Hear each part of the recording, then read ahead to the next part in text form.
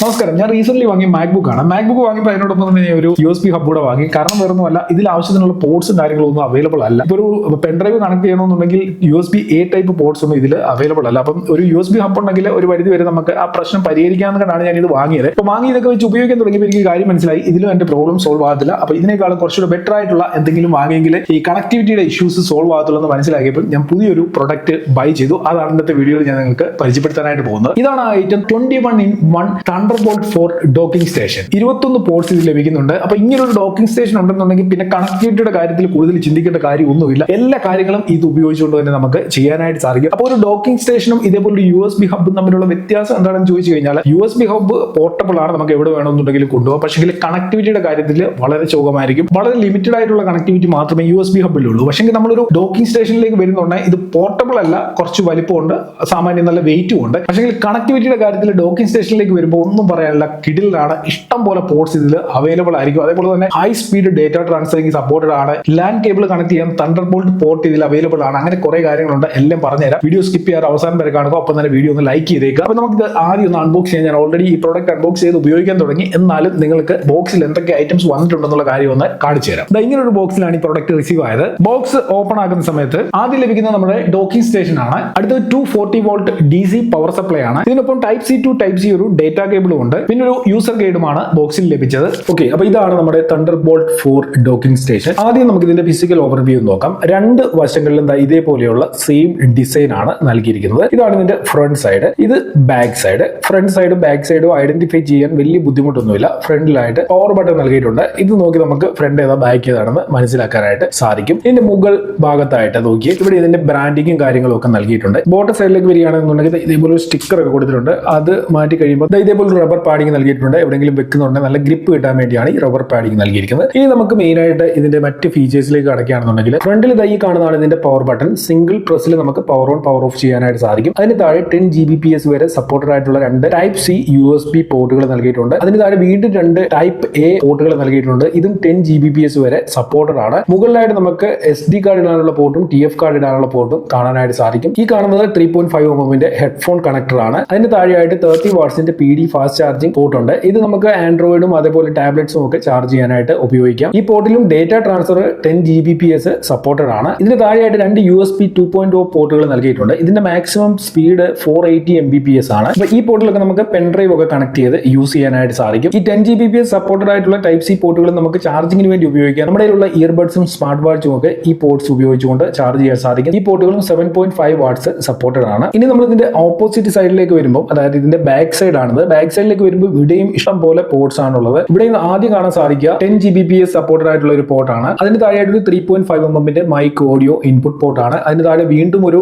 3.5 mm audio output port കൂടെ നമുക്ക് ലഭിക്കുന്നുണ്ട്. ഇനിയും താഴേക്ക് വരികയാണെന്നുണ്ടെങ്കിൽ 10 Gbps സപ്പോർട്ടഡ് ആയിട്ടുള്ള USB Type-A പോർട്ടുകൾ 2 കൂടെ ഇവിടെയും നൽകിയിട്ടുണ്ട്. ഏറ്റവും താഴെയായിട്ട് ഈ കാണുന്നതാണ് ഗിഗാബൈറ്റ് ഇഥർനെറ്റ് പോർട്ട്, അല്ലെങ്കിൽ ലാൻ പോർട്ട്, നെറ്റ്വർക്ക് പോർട്ട് എന്നൊക്കെ നമുക്ക് ഇതിന് പറയാം. 2500 Mbps നെറ്റ്വർക്ക് ഡേറ്റ ട്രാൻസ്മിഷൻ ഇത് സപ്പോർട്ട് ചെയ്യും. അപ്പൊ സപ്പോർട്ട് ചെയ്യുന്ന പോർട്ടുകൾ തീർന്നിട്ടില്ല. ഇവിടെ ഒരു HDMI പോർട്ട് കാണാനായിട്ട് സാധിക്കും. ഇത് 8K 60 Hz വരെ സപ്പോർട്ടഡ് ആണ്. ഇതിൽ സിംഗിൾ സ്ക്രീൻ യൂസ് ചെയ്യുമ്പോൾ അപ് ടു 8K 60 Hz വരെ സപ്പോർട്ട് ചെയ്യും. ഇനി ഡ്യുവൽ സ്ക്രീൻ ആണ് യൂസ് ചെയ്യുന്നുണ്ടെങ്കിൽ 4K സപ്പോർട്ട് ആയിരിക്കും. 4K 60 Hz ആയിരിക്കും മാക്സിമം സപ്പോർട്ട് ആകുക. ഇതിന്റെ താഴെയായിട്ട് 2 Thunderbolt 4 പോർട്സ് നൽകിയിട്ടുണ്ട്. 40 Gbps സപ്പോർട്ടഡ് ആണ്. അതിന്റെ താഴെ വീണ്ടും ഒരു 40 Gbps പോർട്ട് നൽകിയിട്ടുണ്ട്. ഇത് മോണിറ്റേഴ്സ് കണക്ട് ചെയ്യാൻ വേണ്ടിയാണ് ഈ ഒരു പോർട്ട് ഉപയോഗിക്കുന്നത്. മൊത്തത്തിൽ നമുക്ക് ഈ 4 പോർട്സും എക്സ്റ്റേണൽ മോണിറ്റേഴ്സ് ഒക്കെ കണക്ട് ചെയ്യാനായിട്ട് ഉപയോഗിക്കാൻ പറ്റും. ഏറ്റവും താഴെ DC 20 വോൾട്ട് പവർ ഇൻപുട്ട് പോർട്ടാണ്. അതായത് നമുക്ക് ഈ ഒരു ഡോക്കിംഗ് സ്റ്റേഷന് പവർ നൽകണം, അത് ഇതിലൂടെയാണ് നൽകുന്നത്. അപ്പൊ Thunderbolt പോർട്ട് ഉൾപ്പെടെ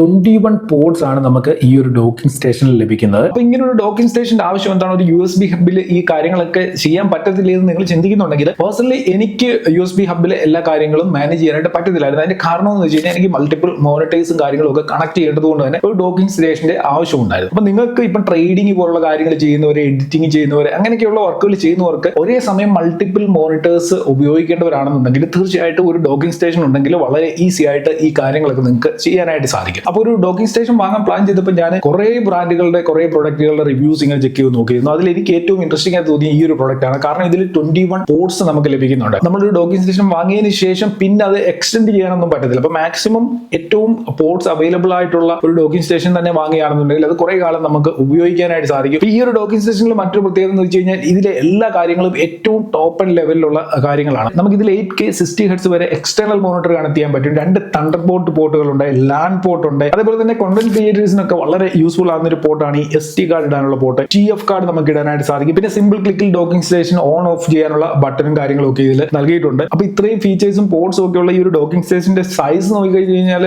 ഈ ഒരു വലിപ്പമൊക്കെ ഇതിന് വരുന്നുള്ളൂ. എന്തായാലും നമ്മളിത് കൊണ്ടു നടക്കാൻ പോകുന്നില്ല. എവിടെയെങ്കിലും ഒരിടത്ത് വെച്ചിട്ട് ഒരു സെറ്റപ്പിൽ ഇത് നമ്മൾ കണക്ട് ചെയ്ത് ഉപയോഗിക്കായിരിക്കുമല്ലോ ചെയ്യും. പിന്നെ ഇതിന്റെ ബിൽഡ് ക്വാളിറ്റിയെ കുറിച്ച് പറഞ്ഞില്ല. ഇത് മെറ്റൽ ബിൽഡ് ആണ്, നല്ല അടിപൊളി ക്വാളിറ്റി ഉള്ള ഒരു പ്രൊഡക്റ്റ് ആണ്. താഴെയൊന്നും വീഴാതെ സൂക്ഷിക്കുക, സേഫ് ആയിട്ട് തന്നെ കൊണ്ടു നടക്കുക. ഈ ഒരു രീതിയിൽ മാത്രമേ ഇത് വെക്കാനായിട്ട് പറ്റത്തുള്ളൂ. ഇതിന്റെ താഴെയായിട്ടാണ് ഈ റബ്ബർ പാഡിക്ക് നൽകിയിട്ടുള്ളത്. വേണമെന്നുണ്ടെങ്കിൽ നമുക്ക് ഇങ്ങനെയും തിരിച്ചും വെക്കാം. തിരിച്ചു വെച്ച് കഴിഞ്ഞാൽ ഇത് മറിഞ്ഞു വീഴാനുള്ള സാധ്യത കുറയും. ഇങ്ങനെ വെച്ച് കഴിഞ്ഞാൽ ഇത് മറിഞ്ഞു വീഴാനുള്ള സാധ്യതയുണ്ട്. 2 പ്രാവശ്യം എന്റെ കയ്യിൽ നിന്ന് ഇത് ടേബിളിലോട്ട് തന്നെ ഇങ്ങനെ മറിഞ്ഞു വീണു. അപ്പം അതൊരു പ്രശ്നമായിട്ട് തോന്നുന്നില്ല. നമ്മൾ എവിടെയെങ്കിലും ഒരിടത്ത് സേഫ് ആയിട്ട് വെച്ച് കഴിഞ്ഞാൽ കുഴപ്പമില്ല. തട്ടുകയും മുട്ടുകയൊക്കെ ചെയ്യുന്ന സ്ഥലങ്ങളിൽ വെച്ച് കഴിഞ്ഞാൽ ചിലപ്പോൾ മറിഞ്ഞു വീഴും. അതല്ല എന്നുണ്ടെങ്കിൽ ഇങ്ങനെ വേണമെങ്കിലും വെക്കാമെന്ന് എനിക്ക് തോന്നുന്നു. ഞാൻ ഇങ്ങനെ വെച്ച് ഉപയോഗിച്ചിട്ടില്ല. എന്തായാലും കമ്പനി ഈ ഒരു പൊസിഷനിൽ വെക്കാനായിട്ടാണ് ഇതിന് ഒരു സെറ്റപ്പ് ഒക്കെ ഇതിന്റെ അടിയിൽ റബ്ബർ പാഡിംഗ് ഒക്കെ കൊടുത്തിരിക്കുന്ന ഒരു ഗ്രിപ്പിന് വേണ്ടി. നമ്മൾ ഓൾറെഡി മനസ്സിലാക്കി ഈ ഒരു ഡോക്കിംഗ് സ്റ്റേഷനിൽ ഓരോ പോർട്ടിലും എത്ര ഔട്ട്പുട്ട് കിട്ടും, ഏത് രീതിയിൽ നമുക്ക് ഇത് ഉപയോഗിക്കാൻ പറ്റും എന്നൊക്കെയുള്ള കാര്യം ഞാൻ പറഞ്ഞു കഴിഞ്ഞു. ഇത് വാങ്ങിയ ശേഷം എനിക്ക് പേഴ്സണലി തോന്നിയ ഒരു കാര്യം, എന്റെ ടേബിൾ കുറച്ചുകൂടി നീറ്റായി. കാരണം ഇതിനു മുമ്പ് ഞാൻ കുറെ കേബിൾസ് അതിലേക്ക് വലിച്ചു വാരിയിട്ടേക്കായിരുന്നു. പക്ഷെ ഇത് വന്നു കഴിഞ്ഞപ്പോൾ കേബിൾസ് എല്ലാം നല്ല രീതിയിൽ ഓർഗനൈസ് ആയി ഒരിടത്ത് കൊണ്ടുവന്നിട്ട് ഇതെല്ലാം കൂടെ സെറ്റ് ചെയ്യാനായിട്ട് പറ്റുന്നുണ്ട്. അതിപ്പം മൾട്ടിപ്പിൾ മോണിറ്റേഴ്സ് ഉപയോഗിക്കുകയാണെങ്കിൽ പോലും ജസ്റ്റ് ഈ ബട്ടണിൽ ക്ലിക്ക് ചെയ്ത് കഴിഞ്ഞാൽ ഇതിന്റെ എല്ലാ ഫംഗ്ഷനും ഒറ്റയടിക്ക് ഓൺ ആവും. അതായത് നമ്മുടെ എക്സ്റ്റേണൽ മോണിറ്റർ ഈ ഒരു ബട്ടണിൽ ക്ലിക്ക് ചെയ്യുന്നതിലൂടെ ഡയറക്റ്റ് ഓൺ ആവും. അതിനോടൊപ്പം തന്നെ ഇതുമായിട്ട് ബന്ധിപ്പിച്ചിരിക്കുന്ന എല്ലാ സിസ്റ്റവും ഓട്ടോമാറ്റിക് ആയിട്ട് തന്നെ ആക്ടിവേറ്റ് ആവും. അതെനിക്ക് വളരെ ഇൻട്രസ്റ്റിംഗ് ആയിട്ട് തോന്നി. കാരണം ഇതൊക്കെ തന്നെ നമ്മൾ നേരത്തെ ഓരോന്നോരോന്നെടുത്ത് കുത്തിയായിരുന്നു നേരത്തെ സെറ്റ് ആയിക്കൊണ്ടിരുന്നത്. ഇപ്പൊ അതിന്റെ ആവശ്യമില്ല. ഈ ഡോക്കിംഗ് സ്റ്റേഷൻ നേരെ ഓൺ ആക്കി കഴിഞ്ഞു കഴിഞ്ഞാൽ ഇതുമായിട്ട് കണക്റ്റഡ് ആയിട്ടുള്ള എല്ലാ സിസ്റ്റവും ഡയറക്റ്റ് ഓൺ ആവും. അപ്പൊ അതൊരു ഇൻട്രസ്റ്റിംഗ് ആയിട്ടുള്ള ഒരു കാര്യമായിട്ട് തോന്നി. അതിനോടൊപ്പം തന്നെ ഈ ഒരു ഡോക്കിംഗ് സ്റ്റേഷനെ ചുറ്റിപ്പറ്റിയായിരിക്കും കേബിൾസും കാര്യങ്ങളും ഒക്കെ ഉണ്ടാകുക. എല്ലായിടത്തും നമുക്ക് വലിച്ചു വാരി കേബിൾസ് ഇടേണ്ട കാര്യമില്ല. പിന്നെ ഇതിൽ 30 വാട്ട്സിന്റെ PD ഫാസ്റ്റ് ചാർജിങ്ങും വളരെ യൂസ്ഫുൾ ആയിട്ട് തോന്നി. കാരണം എന്താണെന്ന് ചോദിച്ചു കഴിഞ്ഞാൽ ഇപ്പൊ ഈ ആൻഡ്രോയിഡ് ഫോണുകളോ ടാബ്ലറ്റ്സോ അങ്ങനെയൊക്കെയുള്ള കാര്യങ്ങൾ വളരെ ഈസി ആയിട്ട് ഇത് ഉപയോഗിച്ചുകൊണ്ട് ചാർജ് ചെയ്യാനായിട്ട് സാധിക്കുന്നുണ്ട്. അതിനോടൊപ്പം തന്നെ 10 Gbps USB-C പോർട്ടുകളുണ്ടല്ലോ, അത് ഉപയോഗിച്ചുകൊണ്ട് നമ്മുടെ ചെറിയ ചെറിയ ആക്സസറീസ് ഒക്കെ, ഈ ഇയർഫോൺ, അതേപോലെ സ്മാർട്ട് വാച്ചുകൾ, ഇതൊക്കെ തന്നെ നമുക്ക് ഇതിൽ നിന്ന് ചാർജ് ചെയ്യാനായിട്ട് സാധിക്കും. അതായത് ചാർജിങ്ങുമായിട്ട് ബന്ധപ്പെട്ട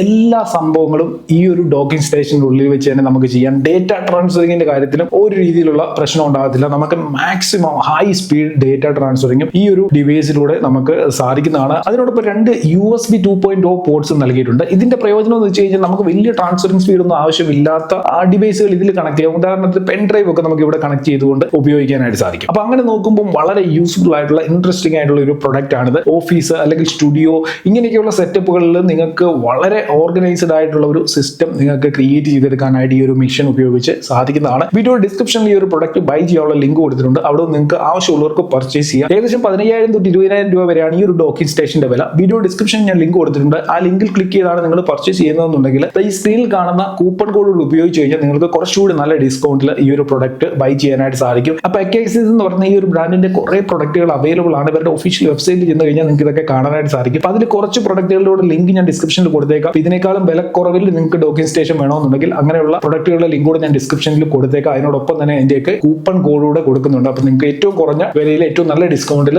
ഏറ്റവും നല്ല പ്രൊഡക്റ്റുകൾ പർച്ചേസ് ചെയ്യാനായിട്ട് സാധിക്കുന്നതാണ്. ഈ ഒരു വീഡിയോ നിങ്ങൾക്ക് യൂസ്ഫുൾ ആയിട്ടുണ്ടെങ്കിൽ തീർച്ചയായിട്ടും നിങ്ങളുടെ സുഹൃത്തുക്കൾക്ക് വേണ്ടിയൊക്കെ ഒന്ന് ഷെയർ ചെയ്ത് കൊടുക്കുക. നമ്മുടെ ചാനൽ സബ്സ്ക്രൈബ് ചെയ്യുകയാണ് വീഡിയോ കാണുന്നുണ്ടെങ്കിൽ മറക്കാ ചാനലും സബ്സ്ക്രൈബ് ചെയ്തേക്കുക. എന്തെങ്കിലും ഡൗട്ട്സ് ഉണ്ടെങ്കിൽ വീഡിയോയുടെ താഴെ കമന്റുകളായിട്ട് അറിയിക്കുക. ഇന്നത്തെ വീഡിയോ നിർത്തുന്നു. ഇതിലും നല്ലൊരു അൺബോക്സിംഗും റിവ്യൂ ഒക്കെ ആയി നമുക്ക് അടുത്ത വീഡിയോയിൽ കാണാം.